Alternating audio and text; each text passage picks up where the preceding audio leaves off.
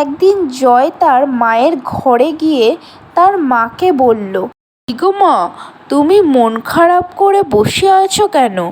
আর তুমি এখনো রান্না বসাওনি কেন? আমার তো খিদে পেয়ে গেছে। এখনো তো রান্না বসালে না।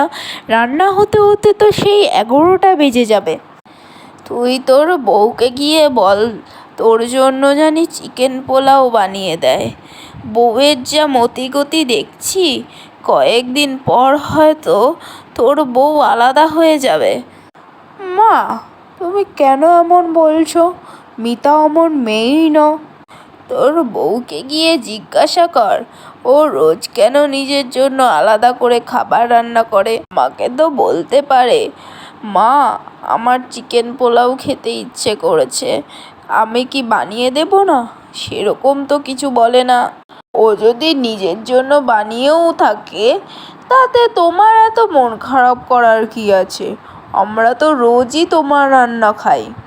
জয় মায়ের কথা শুনে বুঝতে পারে যে মিতার আলাদা করে রান্না করাটা তার মা পছন্দ করছে না। তখনই জয় মিতার কাছে গিয়ে বলল, তুমি মায়ের হাতের রান্না খাও না?